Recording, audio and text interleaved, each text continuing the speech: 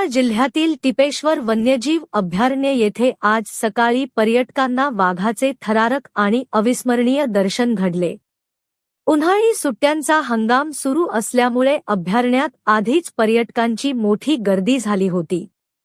अशातच सफारी दरम्यान अचानक समोर आलेल्या वाघामुळे पर्यटकांच्या उत्साहात प्रचंड भर पडली आणि संपूर्ण वातावरण रोमांचक झाले।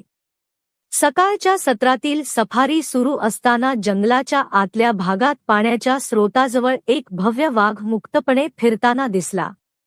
काही क्षणांसाठी सर्व वाहनं थांबवण्यात आली आणि पर्यटकांनी हा दुर्मिळ क्षण आपल्या डोळ्यात साठवला।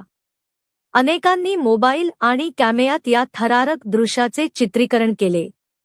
वाघाची शांत पण दबदब्याची चाल आणि त्याची नजर पाहून पर्यटकांमध्ये उत्सुकता आणि थोडी भीतीही निर्माण झाली होती। वन अधिकाऱ्यांच्या मते उन्हाळ्याच्या दिवसांमध्ये जंगलातील पाण्याचे स्रोत मर्यादित होत असल्याने वन्यप्राणी पाण्याच्या शोधात जलस्रोतांच्या आसपास अधिक प्रमाणात दिसून येतात।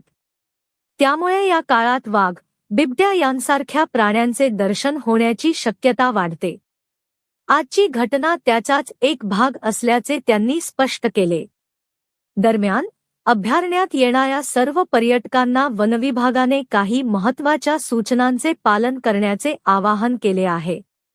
वाघ किंवा इतर वन्यप्राणी दिसल्यास वाहनातून खाली उतरू नये, सुरक्षित अंतर राखावे, कोणताही आवाज किंवा गोंधळ करू नये, तसेच प्राण्यांना त्रास होईल असे कोणतेही कृत्य टाळावे, असे स्पष्ट करण्यात आले आहे।